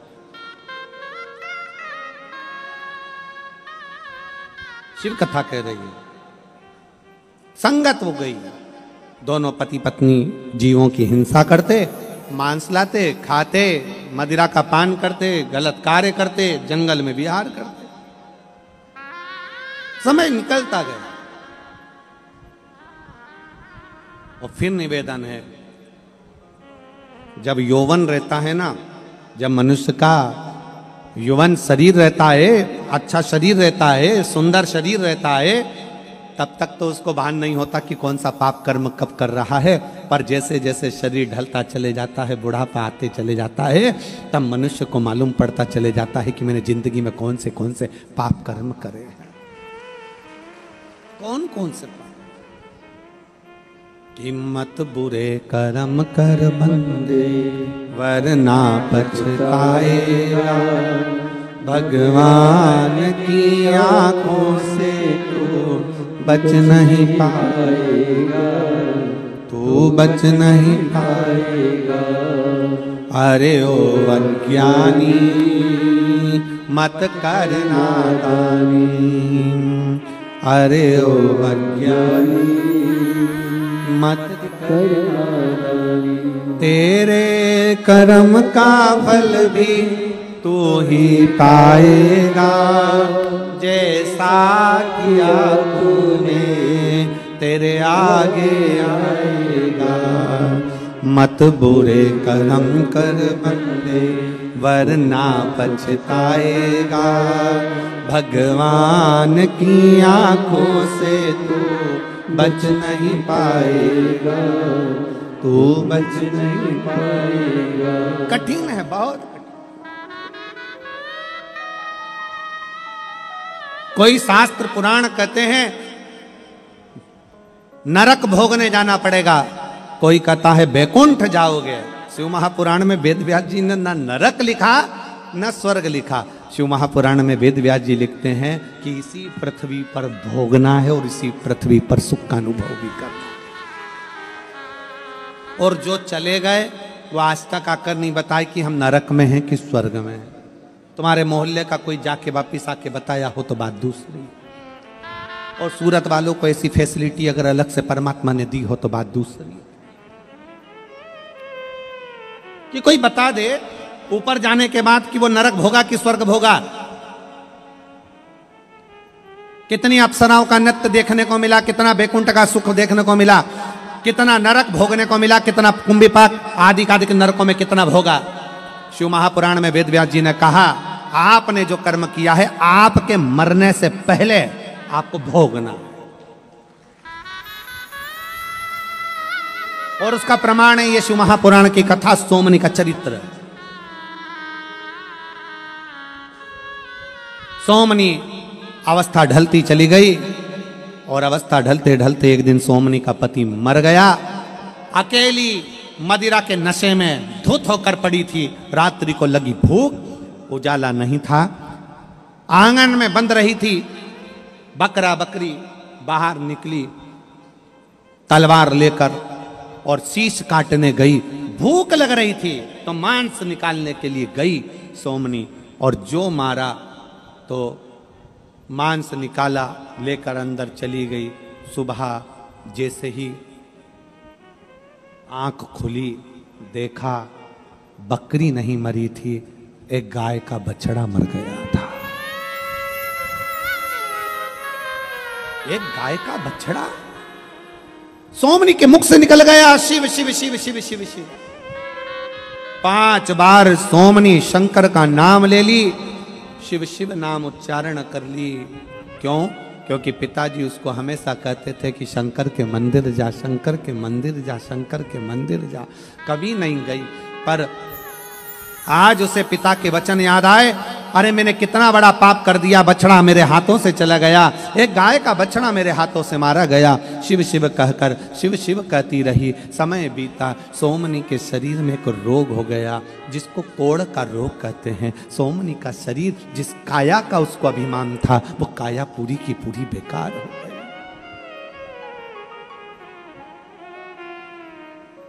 काया पूरी की पूरी बेकार। सोमनी से चलते ना बने, काम करते ना बने, पड़ी शंकर भगवान से कह रही है, भगवान से कि अब मेरे प्राणों को छोड़ दो, मैं तड़प रही हूं, ना खाने को मिल रहा ना पीने को मिल रहा, कोई सेवा करने वाला मैं नहीं, अकेली तड़प रही, अकेली, कोई नहीं मेरे प्राण। अब तो परमात्मा इस प्राणों को ले।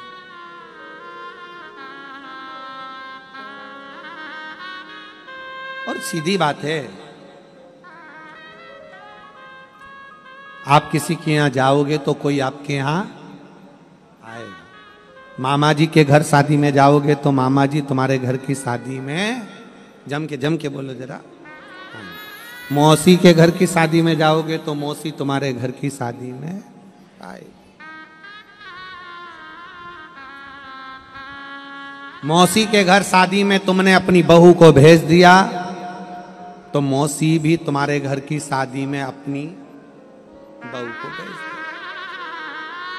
और देखो, बहू को भेजना और खुद को जाने में अंतर है। खुद जाते हो शादी में तो बहन के घर थोड़ा बहुत काम वाम कर लेते हो, और बहू अगर शादी में आती है तो काम वाम नहीं करती, डेंटिंग पेंटिंग करके कुर्सी पर बैठ जाती है।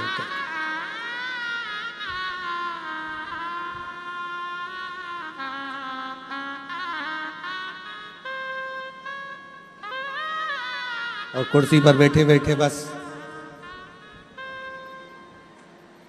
एक सास ने अपने बेटे को फोन करा, ओ बेटा ओ बेटा ओ बेटा। बेटा घबरा गया, माँ क्या हो गया? अरे बेटा तेरी बहू को पैरालिसिस का अटैक आ गया। क्यों, क्या हुआ? आंख ऊंची है, गर्दन टेढ़ी है,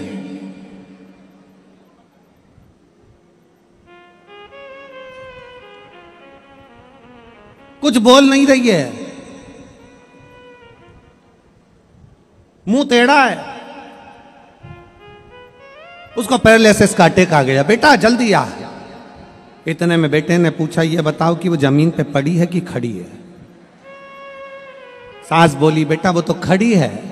तो माँ, ये पैरालिसिस का अटैक नहीं है, वो सेल्फी ले रही है।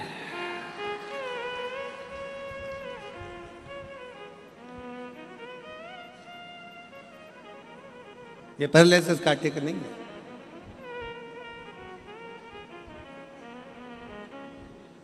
तुम अगर शादी में गए हो तो तुम्हारी बहन भी शादी में आकर काम करेगी। बहू गई है तो बहू अपने हिसाब से पाँव आराम से बैठी है, उसे सामान उमान उठाना नहीं है। शादी में आई है मौसी के घर, काय को काम करेगी? बस उसी तरह आप गए तो मौसी आई, बहू को भेजा बहू आई। उसी तरह आप शिव महापुराण की कथा तक गए हो तो एक ना एक दिन मेरा महादेव भी तुम्हारे दरवाजे पर, तुम्हारी चौखट पर पहुंच जाए। और तुमने कह दिया मम्मी तुम चली जाओ, तो जब तेरा समय आएगा तो शंकर जी भी कह देंगे यमराज तू चले जा, मैं क्यों जाऊं? तूने अपने रिश्तेदार भेजे थे, मैंने अपने रिश्तेदार भेजे।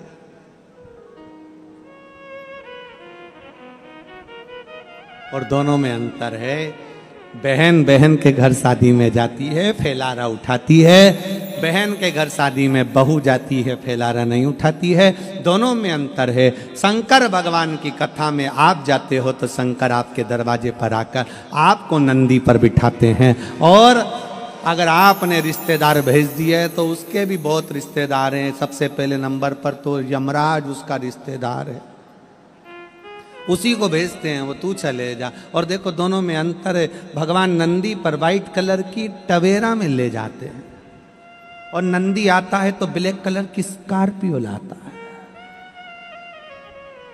वो लाता पाड़ा, वो बिठाता और ऐसा धोता ऐसा धोता, ऐसा धोता, जैसे वो एक बात है ना, वो एक पार्लर में एक लेडीज गई और पार्लर में गई तो उसने, पार्लर वाली ने इतना अच्छा फेशियल करा, फेशियल बोलते हैं, फेशियल ही बोलते हैं ना, ऐसा फेशियल करा, ऐसा फेशियल करा कि पूरा चेहरा साफ हो गया। तो उसने अपने वो पार्लर वाली से कहा कि आपको बहुत अच्छा फेशियल आपने करा है, बहुत अच्छा चमका दिया आपने, आप कितने साल से ये सब कर रही हो? तो उसने कहा मुझे 12 साल हो गए। 12 साल? हाँ, पर तुम्हारा ये पार्लर तो नया दिख रहा है कि नहीं, ये तो अब भी खोला है। तो फिर 12 साल, 12 साल में 8 घरों में करने जाती थी काम। 8 घरों में, मतलब सबके घर जा के फेशियल करती थी? नहीं, 8 घर में जाती थी, खूब बर्तन मांजती थी, इतना बर्तन साफ करा, इतना साफ करा। एक दिन मेरी मालकिन ने कहा तेरे हाथ के बर्तन इतने साफ हो जाते हैं, एकदम क्लीन दिखते हैं। उस दिन मैंने विचार कर लिया, जब मेरे हाथ से काले काले काले ठीक रहे बर्तन साफ हो सकते हैं तो मैं पार्लर खोल लेती हूँ, ये सारे ठीकरों को साफ कर दूँ, सारे ठीकरे साफ। अब तुम जिसको बुलाए हो वही तो आएगा। अंत समय प्रभु आना पड़ेगा और वचन दिया तो निभाना पड़ेगा। आए ना आए प्रभु कुटुंब कबीला, अंत समय प्रभु आना पड़ेगा, वचन दिया तो निभाना पड़ेगा। अंत समय प्रभु आना पड़ेगा, वचन दिया तो निभाना पड़ेगा। अंत समय में परमात्मा क्यों ना, अपने कर्म का भोग अपने को यही भोगना, जो मांगा परमात्मा से हेत।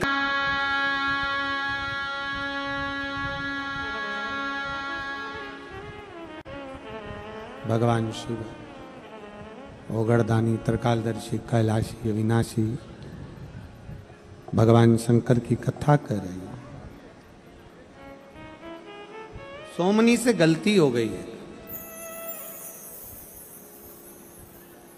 शरीर बेकार हो गया,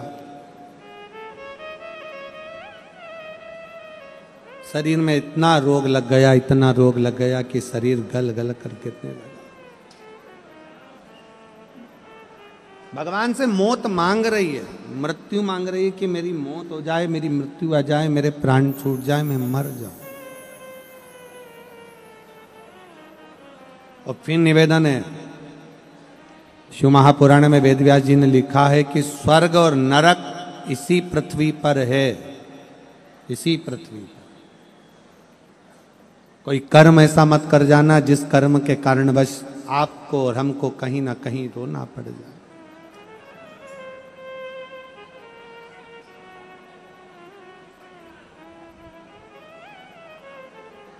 मैं सुनील भाई को, सम्राट भाई को, संदीप भाई को एक चीज के लिए धन्यवाद देना चाहूंगा।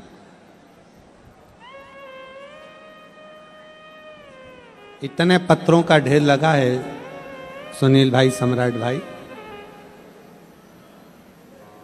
उन पत्रों में आपके लिए भी बहुत अच्छा अच्छा लिखा।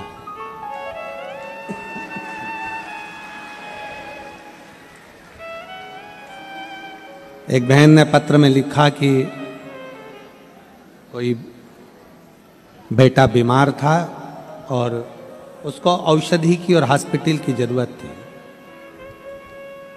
सम्राट भाई, सुनील भाई, आप लोगों को धन्यवाद देता हूं कि वो बहन का ना जाने कितनी दुआ आप लोगों को लगी होगी जो आप लोगों ने उसकी चिकित्सा कर।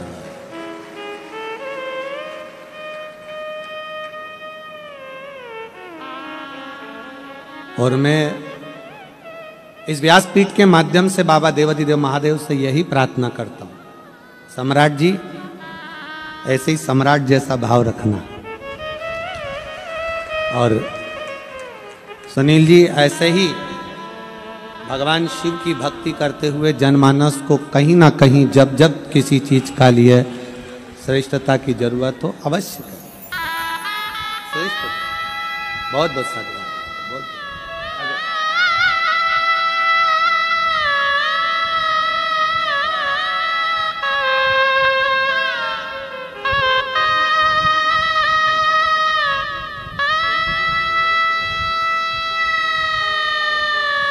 बेटा डॉक्टर बना है, एक बार जोरदार ताली बजाएं। नीट का एग्जाम क्लियर करा था।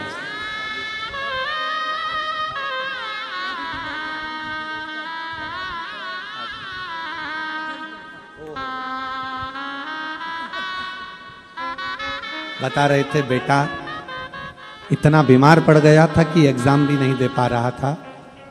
रोइए नहीं, अब खुश होइए। पर शिव की कृपा से शंकर का चढ़ा हुआ जल शरीर पर लगाते और आखिरी में बेटे ने मेहनत कर कर अपना नीट क्लियर करा और आज MBBS कर रहा है। बहुत बहुत सारा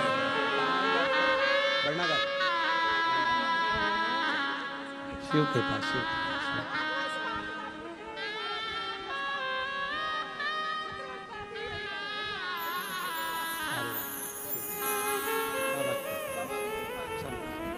शिव कृपा, शिव कृपा, शिव।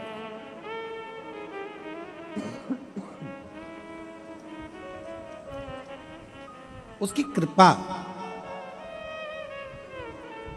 कोई तुमसे कहे कि बैकुंठ अलग है, नरक अलग है, शिव पुराण कहती है, वेद व्यास जी वर्णन करते हैं यहीं बैकुंठ है और यहीं नरक है।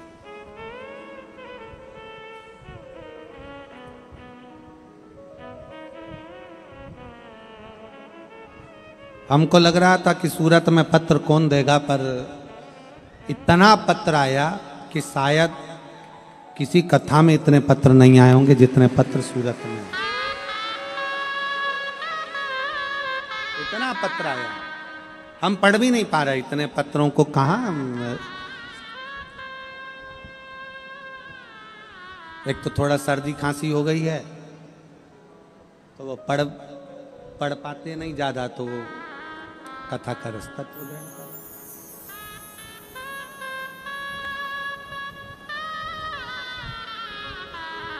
शिव कथा कह रही है, भगवान शंकर का संवाद कर।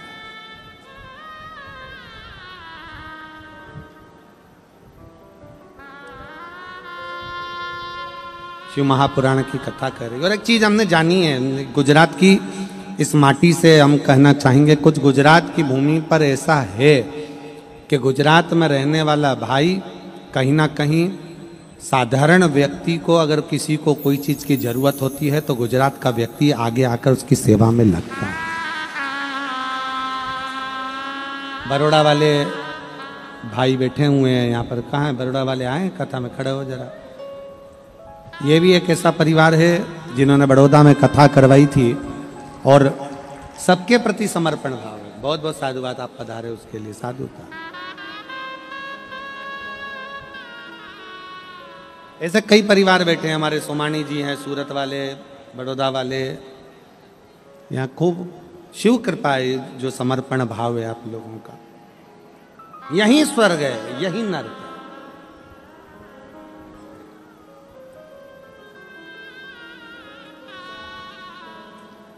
अच्छा हो रहा है, अच्छा मिल रहा है, अच्छा प्रभु कृपा कर रहे हैं, समझ लेना कि आप स्वर्ग में निवास कर रहे हैं। अपने कर्म का भोग भोगना है। थोड़ा बहुत दुख हमारे आमने सामने आ सकता है, पर एक निवेदन है, शरीर मिला, जान कर कर कोई गलत काम मत करो, अनायास हो जाए तो चलता है। अनायास। सोमनी ने जान कर कर किया, शिव शिव कह दिया, और शिव शिव कहते से ही सोमनी का जो शरीर रोगीला हो गया था, बहुत गल चुका था, एक दिन सोमनी का शरीर छूट गया, मर गई, प्राण छूट गए। पर मरी बड़ी विचित्र। प्राण बहुत विचित्र छूटे, इतना शरीर में रोग, इतना रोग, इतनी तकलीफ शरीर के अंदर कि कष्ट कष्ट होकर मरे।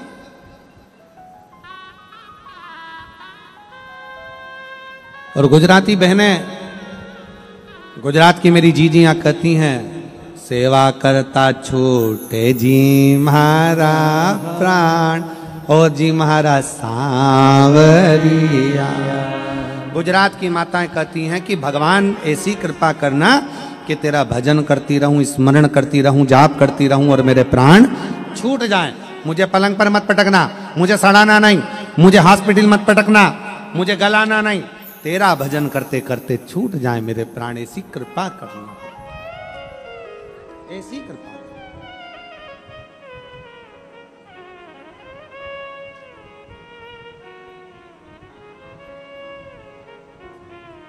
द्वारका की गुजरात की माताएं भगवान से निवेदन बड़ा अच्छा करती है। एक माँ भगवान से निवेदन करे, बेटा तो मन 4 दीजे, बउआ दीजे 7, 7 नहीं 7,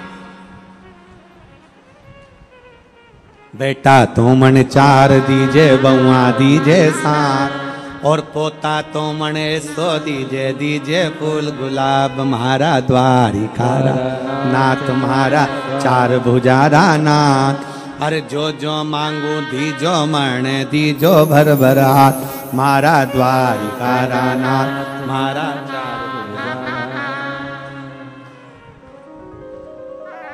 एकादशी की मृत्यु दीजे, द्वादशी को दाग,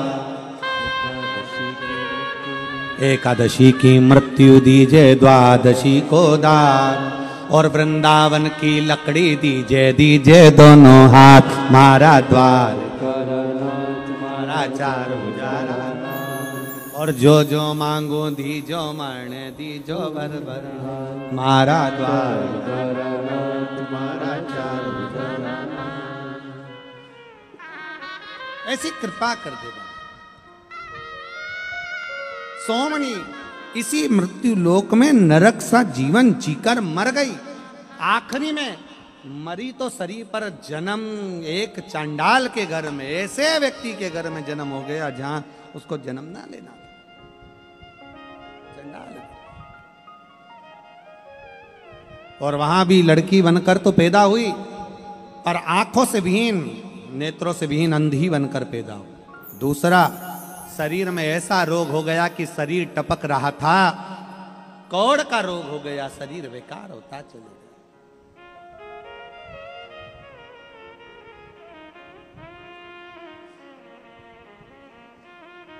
शरीर का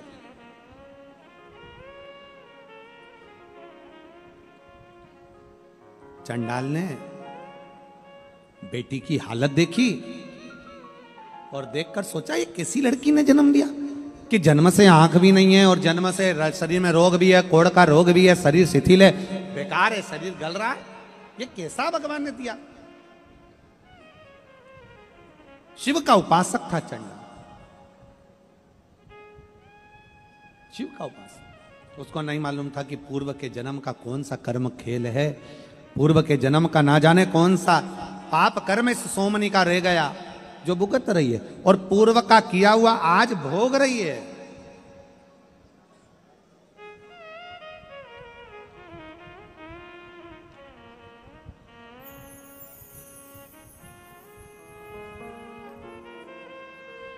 एक संवाद बड़ा अच्छा है। षडानंद कार्तिकेय जी ने एक बार भगवान गणेश जी से कहा, सुनो गणेश, विधाता भाग्य को लिखकर भेजता है, विधाता भाग्य को लिखकर भेजता है। गणेश जी बोले, ठीक है भैया, आपने कहा विधाता भाग्य को लिखकर भेजता है, पर मैं मान नहीं सकता। गणेश जी भगवान ब्रह्मा जी के पास पहुंच गए। ब्रह्मदेव से कहा गणेश जी ने, क्यों ब्रह्मदेव, भाग्य तुम लिखते हो? ब्रह्मा जी बोले, हां भाग्य में लिखता हूं। भाग्य लिखकर भेजते हो? हाँ। प्रत्येक मनुष्य का भाग लिखकर भेजते हो? हाँ।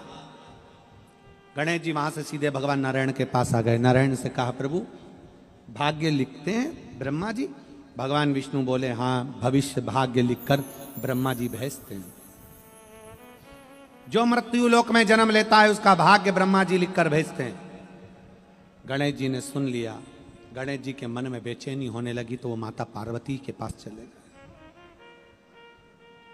मां जगतजननी के पास, मां जगदम्बा के पास, माता पार्वती के पास। वहां पहुंचे और माता पार्वती जी से कहा, मां, ब्रह्मा जी कहते हैं कि मैं भाग्य लिखकर भेजता हूं, विधाता भाग्य लिखकर भेजता है। भगवान नारायण कहते हैं विधाता भाग्य लिखकर भेजता है। ब्रह्मा जी का काम है भाग्य लिखना, भगवान नारायण का काम है बता देना कि इसके भाग्य में ये लिखना है। फिर शिव जी का कार्य क्या है? मेरे पिता शंकर करते क्या है?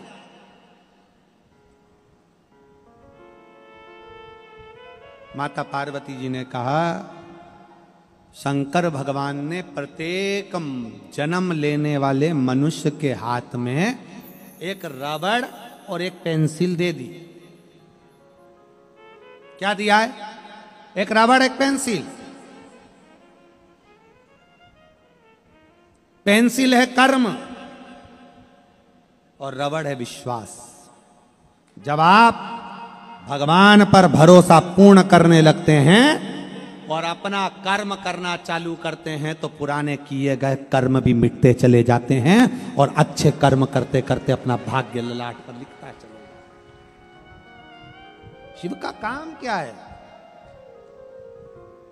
देवता का काम है भाग्य लिखना और महादेव का काम है लिखे हुए भाग्य को भी पलट देना। ये शिव का कार्य है। एक पत्र है,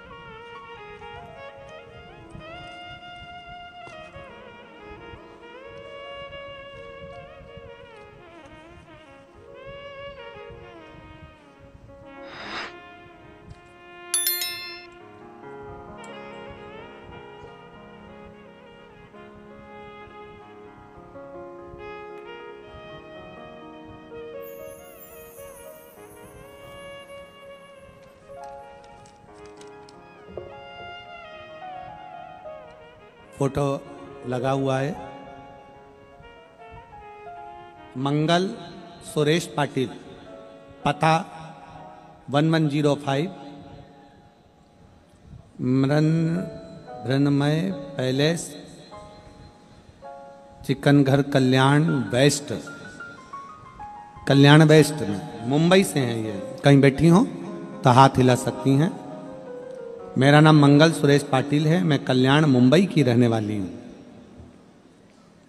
कहीं बैठी हो तो हाथ हिला सकती हैं और बैठी हो तो एक बेलपत्र लेने के लिए आ सकती हैं। मेरा नाम मंगल सुरेश पाटिल है, मैं कल्याण मुंबई की रहने वाली हूँ। अप्रैल 2024 में रिपोर्ट में पता चला कि मुझे छाती में, चेस्ट में कैंसर हो गया है। मुझे कैंसर की गठान है। इससे मैं और मेरा परिवार पूरी तरह से टूट चुका था। डॉक्टर ने बताया कि ऑपरेशन करके गठान निकालना पड़ेगी, लेकिन मुझे मेरे भोले बाबा पर पूरा भरोसा था। मैं डॉक्टर से दवाई ले ली और दवाई लेकर उनसे कहा कि आप मुझे केवल गठान को सूखने की और गांठ समाप्त होने की दवाई दीजिए, आगे मेरा बाबा करेगा। ऑपरेशन कराऊंगी, फिर वापिस अगर गांठ हो गई तो। इसलिए मैं उनसे दवाई लिया। बाबा के भरोसे पर शंकर जी को एक लोटा जल चढ़ाना प्रारंभ करा। मैं बाबा को पूरे परिवार समेत शिव भक्ति करने लगी। मुझे बहुत अच्छा परिणाम प्राप्त हुआ। बाबा का आशीर्वाद से अभी पूरी तरह से तंदुरुस्त हूँ और बाबा की कृपा से मेरे परिवार में खुशियाँ आ गई और मेरी जो गांठ थी वो गल गई और बाबा की कृपा से आज मैं पूर्ण तरह से स्वस्थ होकर कथा का रस तत्व ग्रहण कर रही हूँ। मैं गुजरात में पंडाल में 18/1/2025 को आ गई थी बाबा की कथा सुनने के लिए, बाबा को धन्यवाद देने के लिए। एक लाइन अच्छी लिखी है, आप और हम गुनगुनाते हैं। खाली न जाता कोई दर से तुम्हारे, खाली न जाता कोई दर से तुम्हारे, मैं भी खड़ी हूँ नदी बाने पसारे अपने हृदय से लगा लो गिरा जा रहा हूँ कहीं बैठी हो तो एक बेलपत्र लेने के लिए अवश्य पधारे। शिव तत्व इसी को कर, आप अपना कर्म श्रेष्ठ करिए, शिव आपको फल देगा। एक पत्र और है। मेरा नाम पुष्पा हेमंत खेरनार है, पता 236 कैलाश नगर, PRC गेट के सामने, उधना, सूरत की रहने वाली हूँ। मेरी शादी को 6 साल हो गए थे, कोई संतान प्राप्ति नहीं थी। हॉस्पिटल में बहुत दवाइयाँ कराने के बाद भी कोई परिणाम नहीं मिला। मेरी सास ने मुझे पशुपतिनाथ का उपास करने का कहा, लेकिन मुझे सब बातों पे भरोसा नहीं हो रहा था। मुझे इन बातों पर भरोसा नहीं था, लेकिन सास के कहने पर मैंने वो पशुपतिनाथ का उपास भी किया। 3 उपास करने के बाद सफ़ेद आंकड़े की जड़ का प्रयोग किया। सफ़ेद आंकड़े की जड़ का प्रयोग करने के बाद 6 महीने के बाद मेरे बाबा की कृपा से मेरा गर्भ ठहर गया। हॉस्पिटल गए, फिर पूरी जांचें कराने के बाद पता चला कि मेरे गर्भ में जो बच्चा है वो 1 नहीं, शिव की कृपा से 2 हैं। मैं बाबा को धन्यवाद देने के लिए आई हूं कि कहां तो मेरे संतान का सुख नहीं था, और बाबा की कृपा से मेरे घर में एक बेटा और एक बेटी ने जुड़वा जन्म लिया, जिनका फोटो में लगा रही हूं। अगर बच्चे आए हों तो उनको लेकर आ सकते हैं। 2 बच्चों ने जन्म लिया, एक बेटा एक बेटी। शिव तत्व है, आपका विश्वास, आपका भरोसा, आपकी दृढ़ता।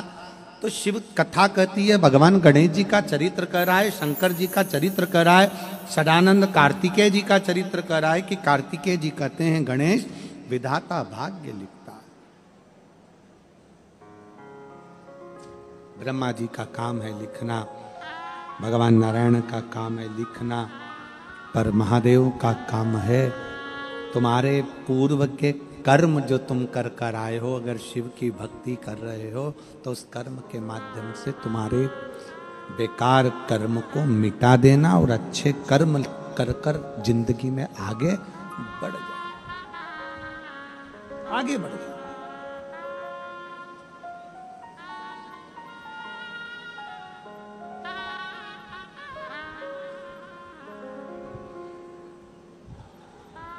कुछ अच्छा कर्म करो, कुछ श्रेष्ठ कर्म करो।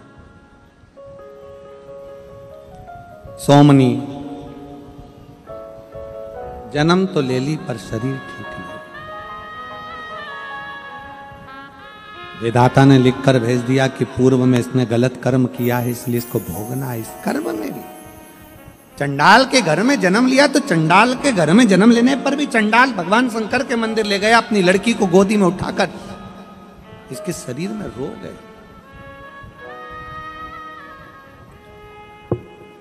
इसके शरीर में रोग है, नेत्रों में ज्योति नहीं है। कहीं शंकर भगवान की करुणा हुई, वो लड़की बड़ी हुई, चंडाल मर गया, अकेली रह गई, आंख नहीं थी, कोई ने ले जाकर महाबलेश्वर की पवित्र भूमि गोकर्ण क्षेत्र में उसको छोड़ दिया। वो भिक्षा मांगने लगी, भीख मांगने लगी, भिक्षा मांग।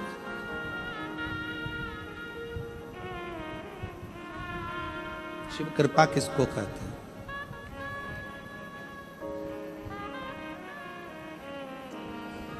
शिव की उदारता किसको कहते हैं? शिव की दया किसको कहते हैं? गोकर्ण क्षेत्र में महाबलेश्वर की भूमि पर भीख मांग रही थी। हंसी करता करता एक बच्चा आया, एक बेलपत्र उठाकर उसके कटोरे में, भीख के कटोरे में, भिक्षा के पात्र में डाल दिया।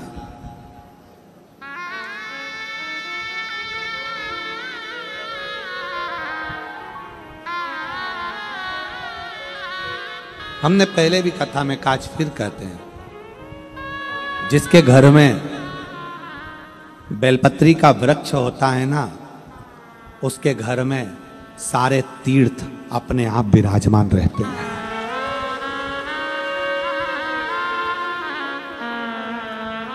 जिसने अपनी जिंदगी में एक बार अगर किसी बेलपत्र के वृक्ष का रोपण किया है, बेलपत्री का वृक्ष लगाया है, बेलपत्री का पौधा लगाया है, उसको हजारों हजारों अश्वमेध यज्ञ का फल एक क्षण में प्राप्त हो जाता है।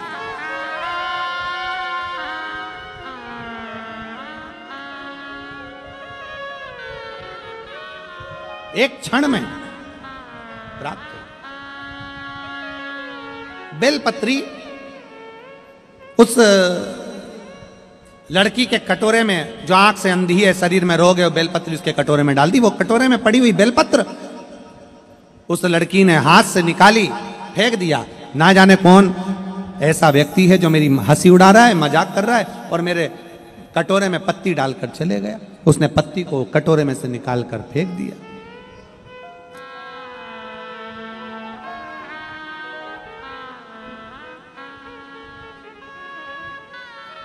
जब पत्ती को निकालकर फेंका, पत्ती को जमीन पर पटका, पत्ती हवा में उड़ते उड़ते उड़ते उड़ते उड़ते उड़ते शंकर जी के मंदिर में पहुंच गई, महाबलेश्वर के मंदिर में पहुंच गई। और महाबलेश्वर के मंदिर में जैसे ही हवा का झोंका चढ़ा, वो पत्ती का, सूखी हुई पत्ती का टुकड़ा, मात्र एक अंश मात्र पत्ती का टुकड़ा शंकर के शिवलिंग पर चढ़ गया। शिवलिंग पर चढ़ा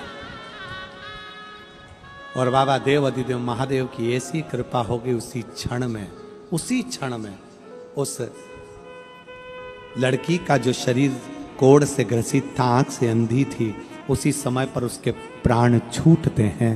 शंकर भगवान नंदी पर बिठाकर उसे कैलाश धाम लेकर चले। देवता आश्चर्य करने लगे। ब्रह्मा जी भगवान विष्णु के पास आकर खड़े हो गए। ब्रह्मा भगवान विष्णु के पास में, नारायण के पास में आकर खड़े हो गए।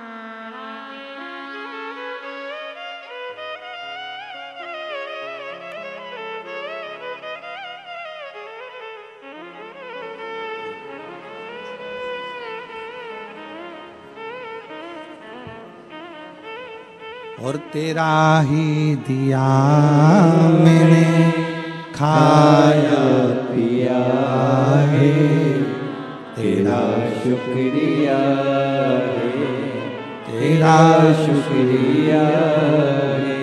मुझे भोले बाबा ने बहुत दे दिया है, तेरा शुक्रिया है, तेरा शुक्रिया है। उस प्रभु को धन्यवाद। नारायण भगवान ब्रह्मा भाग्य लिख,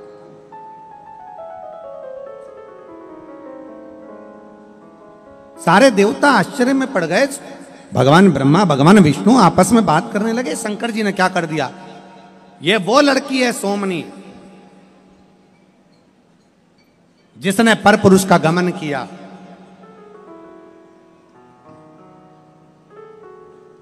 व्यभिचारिणी हो गई, गाय का बछड़ा मार दिया, कितना कितना पाप किया इसने।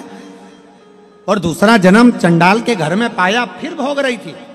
पर शंकर भगवान ने ये क्या कर दिया, इसने तो शिव जी का नाम भी नहीं लिया, इसने तो शंकर की आराधना भी नहीं करी, इसने तो शिव की उपासना भी नहीं करी, फिर इसको इतना फल कैसे मिल गया। तब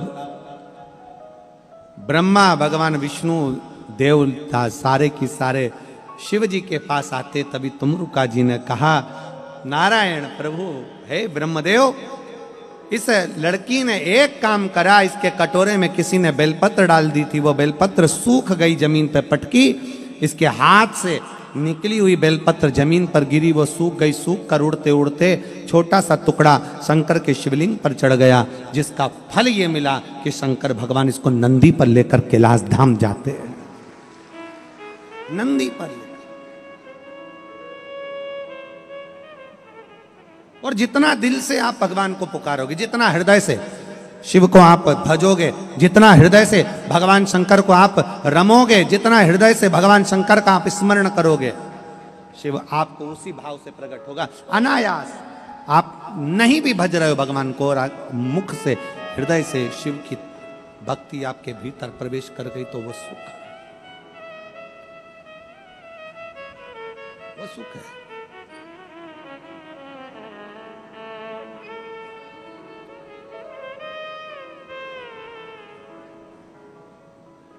किसी भी भाव से आप भगवान शंकर की भक्ति कर रहे हैं, शिव की भक्ति स्वीकार करते हैं शिव, किसी भी भाव से।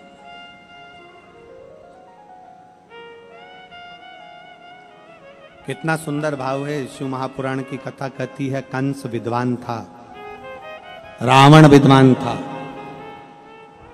हिरण्यकशिपु विद्वान था, परंतु इनकी विद्वत्ता एक जगह पर काम नहीं करी। कंस विद्वान था, रावण विद्वान था, हिरण्यकशिपु विद्वान था, हिरण्याक्ष विद्वान था, जितने भी असुर होते हैं सब विद्वान होते हैं, जब तो भगवान उनको वर प्रदान कर देते हैं। विद्वत्ता है उनमें, उनके तप, उनकी साधना, उनकी शक्ति, उनका बल भगवान को प्रकट कर देता है, ये उनकी विद्वत्ता है।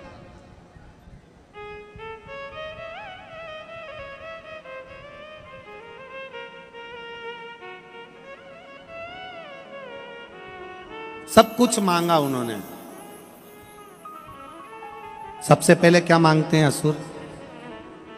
असुर सबसे पहले क्या मांगते हैं? हे भगवान वर दीजिए, हमारे प्राण ना छूटे, हमारा शरीर नहीं छूटना चाहिए, ये वर दे दीजिए हमको, ये वर हमें प्रदान कर दीजिए, हमारे प्राण ना छूटे, ऐसी कृपा कर दीजिए।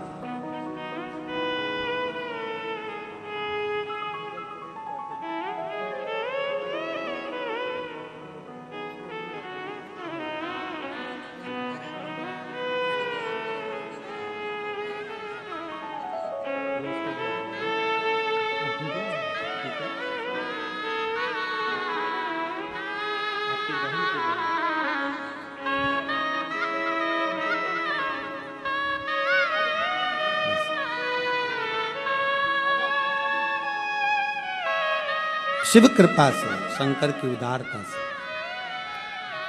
इनकी बहू की बहन है जिनको कैंसर हो गया था और शिव की कृपा से एकदम ठीक हैं, और जो गांठ थी छाती में वो भी गल चुकी है।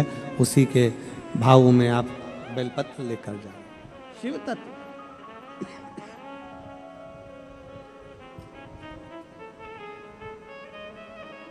असुरों ने मांगा, क्या मांगा? जितने भी असुरों को देखोगे, रावण ने मांगा मेरे प्राण ना छूटे, मैं मरूं ना। कंस ने मांगा मेरे प्राण ना छूटे, मरूं ना। हिरण्यकशिपु ने मांगा मैं मरूं ना, मेरे प्राण ना छूटे, मेरा शरीर ना छूटे। कितने विद्वान थे। परशु महापुराण की कथा कहती है, ऐसी विद्वत्ता किसी काम की नहीं। जो मांग रहे हैं तो केवल इतना मांग रहे हैं कि मेरे शरीर ना छूटे। विद्वत्ता उसको कहते हैं, शिव पुराण कहती है, वेद व्यास जी कहते हैं, विद्वत्ता उसको कहते हैं कि कभी अगर भगवान तुम्हारे सामने आकर खड़ा हो जाए और कहे कि वर मांग, तो सबसे पहला वर ये मांगना चाहिए कि तेरे चरण ना छूटे, बस ऐसी कृपा कर, तेरे चरण,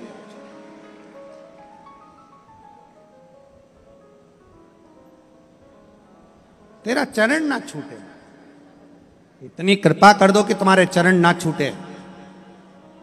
जैसे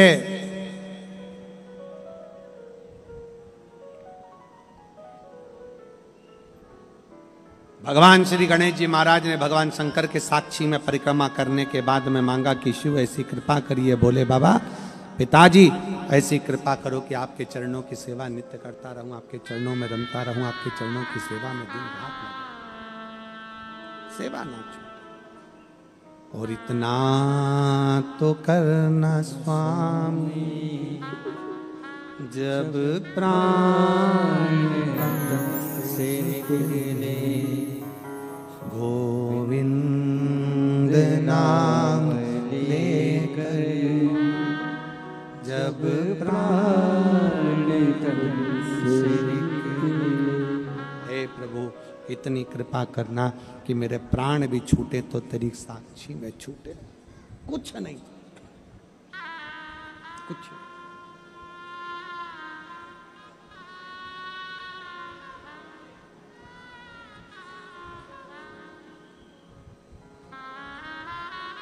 भगवान से बस मांगो उतना, तेरे चरणारविंद की सेवा, इससे ज्यादा कुछ। वो एक लाइन गुनगुनाते हैं। देवा महादेवा, ओ देवा महादेवा, सारी उम्र करूं तेरी सेवा, बाबा जी मेरी लाज रखना, बोले जी मेरी लाज रखना, बाबा जी मेरी लाज रखना, बोले जी मेरी लाज रखना। एक बार आप भी गुनगुनाओ, सब बोलो एक साथ। देवा, आवाज नहीं आई, आवाज नहीं आई, दम से आवाज आनी चाहिए। देवा महा,